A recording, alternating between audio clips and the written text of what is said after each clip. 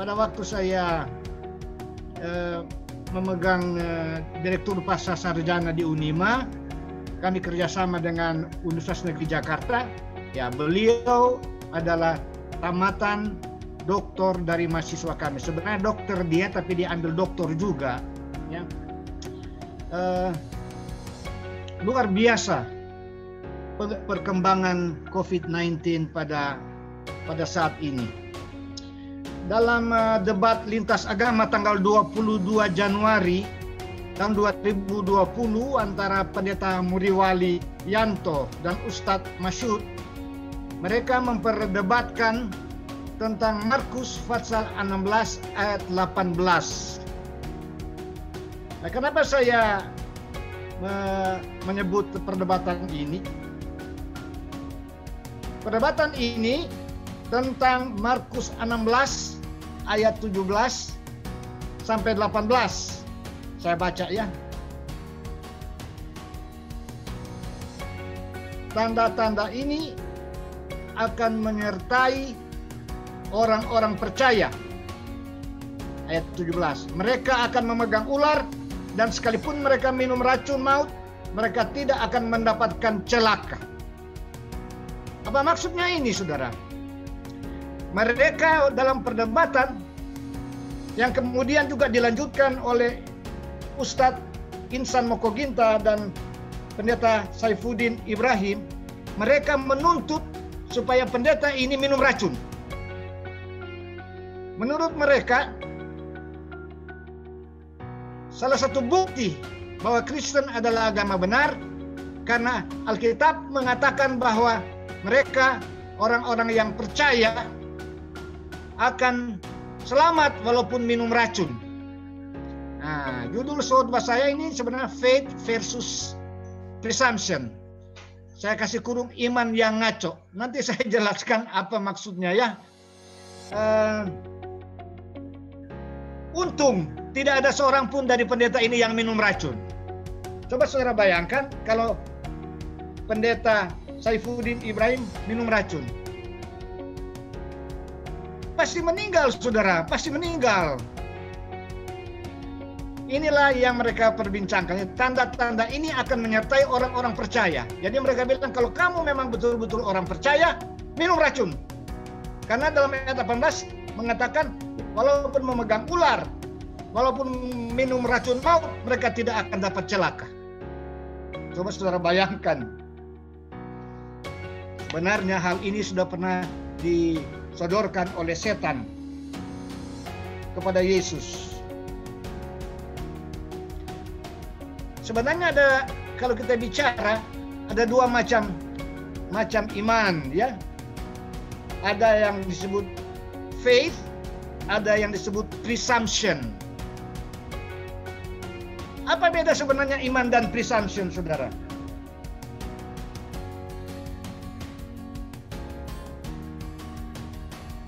Saya mengutip di dalam kamus Living Webster Dictionary, dia katakan bahwa faith is spiritual acceptance of truth or realities, belief in truth. Dalam kamus yang lain, Living Webster Dictionary, dia katakan, Merriam-Webster Dictionary dikatakan bahwa faith is spiritual acceptance of truth or realities, belief in truth. Saya bahasa Indonesiakan ya, bahwa iman adalah penerimaan secara rohania terhadap kebenaran atau realitas, yakin terhadap kebenaran. Nah, kalau presumption apa? Presumption dikatakan oleh kamus ini, presumption is an attitude or belief dictated by probability. Kalau saya bahasa Indonesiakan, presumption adalah keyakinan berdasarkan kemungkinan. Ahok waktu dia berbicara dengan YouTuber yang kebetulan namanya juga sama dengan saya, Daniel, dia katakan presumption adalah iman yang ngaco. Itu sebenarnya tanda kurung saya punya judul, iman yang ngaco. Mengapa itu disebut iman yang ngaco? Karena pada waktu Yesus menjelaskan ini kepada pengikut-pengikutnya dalam Markus 16 ayat 17, ini bersifat kasuistik. Ini hanya berlaku bagi orang-orang waktu itu yang disuruh oleh Yesus untuk mengabarkan Injil. Jadi kalau mereka tidak sengaja diberikan racun untuk orang-orang itu ya, karena ini kasuistis. Tanpa mereka sadari, mereka tidak akan mati. Jadi ada aturannya. Contoh, saya kasih contoh dalam Kisah pasal 28 ayat 3-5. Ketika Paulus memungut seberkas ranting-ranting dan meletakkannya di atas api, keluarlah seekor ular beludak karena panasnya api itu, lalu menggigit tangannya.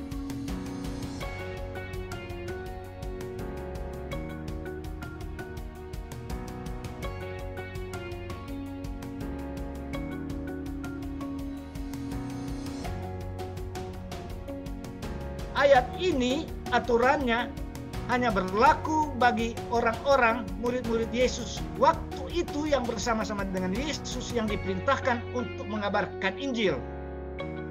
Ketika mereka minum racun atau digigit ular tanpa disengaja, tidak akan menyebabkan sesuatu kepada murid-murid itu. Ada beberapa orang yang mempraktikkan presumption, pendeta-pendeta. Misalnya, saya taruh di sini pendeta Mark Randall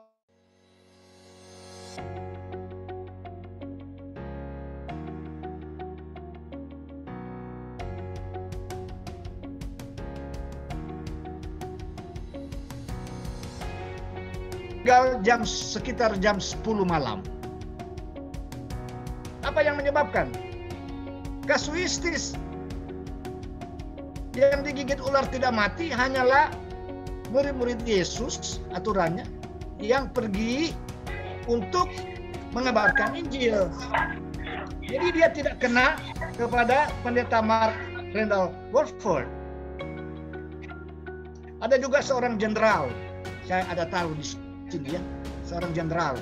Coba tunjukkan itu, seorang jenderal, memang saya kasih itu. Seorang jenderal yang bernama John Sedgwick pada waktu perang saudara di Amerika Serikat, dia dinasihati oleh anak.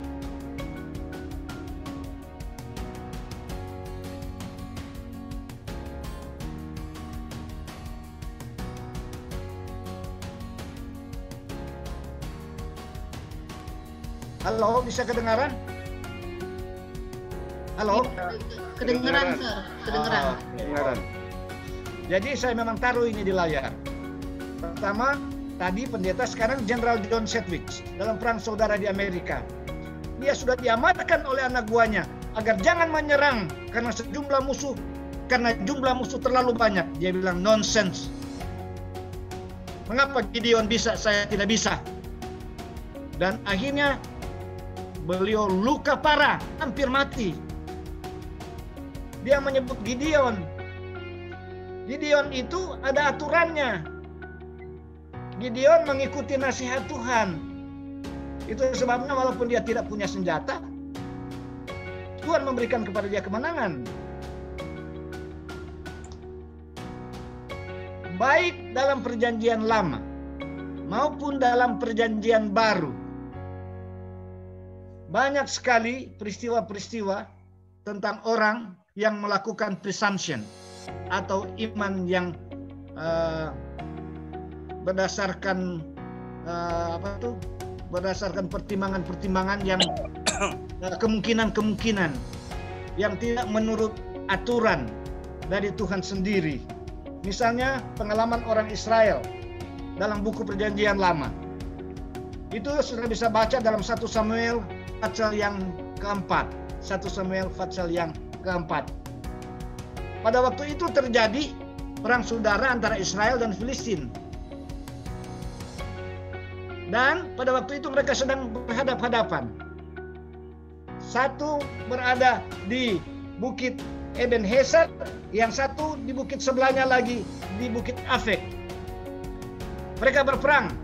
Pada waktu mereka berperang, orang Israel dikalahkan. Mereka kehilangan 4.000 pasukan. Lalu mereka pikir-pikir, loh, kenapa kita kalah? Sedangkan dulu waktu mereka menyerang Jericho, mereka menang. Apa yang menyebabkan mereka pikir-pikir, oh, waktu menyeberang Jericho ada tabut perjanjian di depan. Mereka pergi ambil itu tabut, dan mereka pergi ambil itu tabut, ya. Mereka pergi ambil itu tabut, mereka pergi ke Silo, ambil itu dan bawa dalam medan perang. Dan setelah tabut perjanjian tiba, mereka bersorak-sorak, mereka bilang pasti kita akan menang. Apa yang terjadi, saudara? Hasil peperangan. Kalau yang lalu mereka kehilangan 4.000 tentara, kali ini dengan tabut mereka kehilangan 30.000 tentara. Apa yang menyebabkan? Presumption, tidak mengikuti perintah Tuhan. Kan pada waktu mereka mengelilingi Israel, yang memikul tabut imam-imam di depan.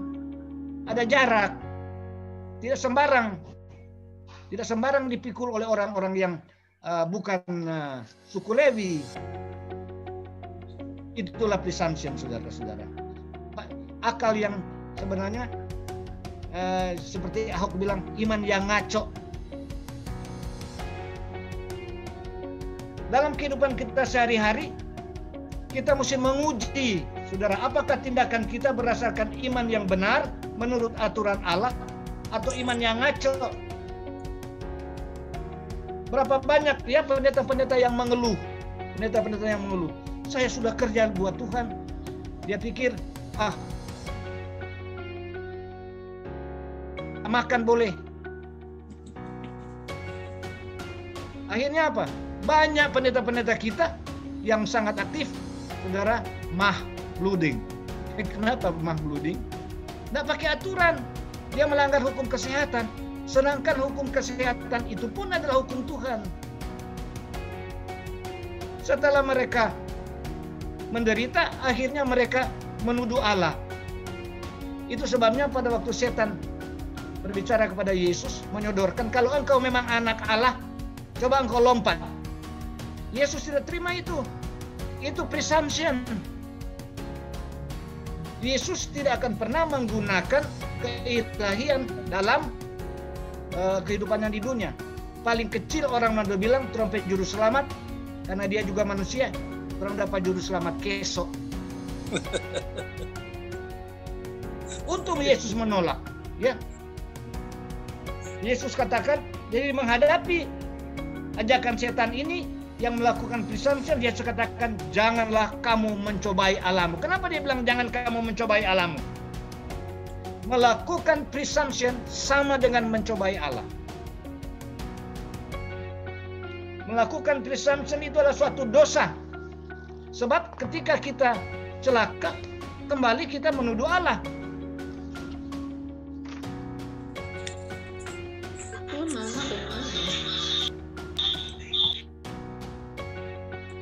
Saudara-saudara, janganlah kita merasa bahwa karena kita itu umat Tuhan, enggak usah pakai masker, Tuhan pasti lindungi. Banyak orang jemaat-jemaat kita, banyak pendeta-pendeta kita, di mana imanmu? Itu presumption, saudara.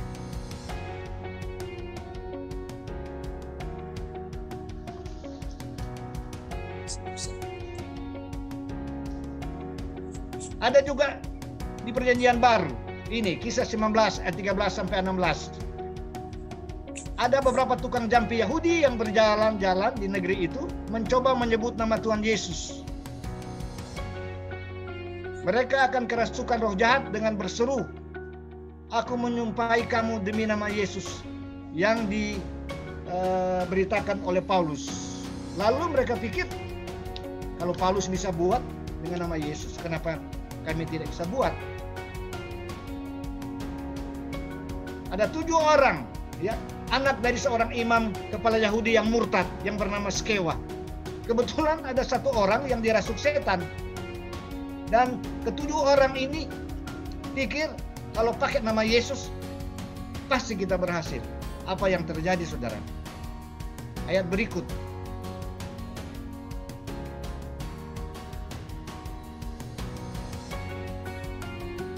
Orang jahat itu ayat 15 mengatakan, tetapi roh jahat itu menjawab, "Kalau Yesus aku kenal, Paulus aku ketahui, tapi kamu siapa kamu?" Dan ayat 16 sudah lihat. Dan orang yang dirasuk roh jahat itu menerpa mereka dan menggagahi mereka. Menggagahi artinya apa? Menelanjangi semua mereka dan mengalahkannya, sehingga mereka lari dari orang itu dengan telanjang dan luka-luka. Jadi tidak sembarang, saudara. Saudara ingat bahwa di Korea COVID-19 mulai di gereja. Dan pada waktu itu orang-orang pikir, loh kok di gereja? Kenapa Tuhan tidak lindungi? Nah, itu yang bilang mencobai Allah. Akhirnya mereka apa? Menyangka bahwa Allah tidak mempedulikan. Allah adalah Allah yang berperaturan. Allah memelihara umat-umatnya kalau mereka mengikuti aturan-aturan Allah. Dan hukum-hukum kesehatan merupakan juga aturan Allah. Masih ingat? Dalam Ulangan, orang Israel dikatakan kalau hendak buang hajat, bawa apa? Bawa sekop, digali. Kalau tidak, wabah akan. Waktu dulu di Eropa begitu. Banyak sekali orang yang jatuh sakit karena tidak memelihara hukum-hukum kesehatan. Pertanyaan sekarang, bagaimana kita dapat aplikasikan presumption ini pada era pandemi COVID-19? Jangan mencobai Allahmu. Banyak orang berpendapat, oh kita kan anak Allah, pasti terhindar. Hati-hati, saudara. Coba lihat sekarang, makin lama makin banyak orang kena COVID. Saudara, kalau kita buka-buka YouTube, yang di seberang bilang apa? Jangan takut, COVID itu tentara Allah. Hanya apa? Hanya menyerang orang-orang yang tidak kenal Allah. Betul? Coba saudara lihat, banyak teman-teman kita di seberang itu kena COVID dari masjid. Banyak yang pulang dari pertemuan-pertemuan keagamaan kena COVID. Anies pun kena COVID. Apa Anies tidak memelihara dia punya kesehatan? Wakil gubernur pun kena COVID. Melanggar kesehatan, siapa saja pasti kena.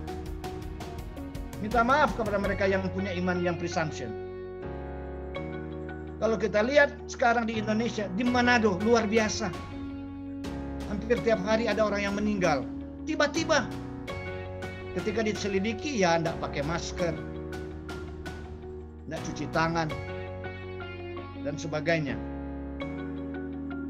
Sekali lagi, apakah Anda tidak tahu bahwa penularan pertama di Korea mulai dari gereja? Sekali lagi melakukan presumption sama dengan mencobai Allah. Dan mencobai Allah adalah suatu dosa. Tuhan yang Maha Kasih tidak pernah bermaksud mencelakakan anak-anaknya. Namun sayang seribu sayang, tanpa disadari, seringkali kita sendirilah yang justru menjerumuskan diri kita pada kecelakaan. Moga-moga khotbah yang sederhana ini memberikan satu pelajaran kepada kita agar kita lebih berhati-hati, karena setan sengaja meniupkan ini kepada kita, sedangkan Tuhan Yesus dicobai oleh Tuhan. Apalagi kita. Marilah kita sambil berdoa kepada Tuhan, percaya kepada Tuhan, beriman kepada Tuhan, dan mengikuti aturan-aturan yang sudah dijelaskan oleh Tuhan dalam Alkitab, baik Perjanjian Lama maupun Perjanjian Baru. Amin.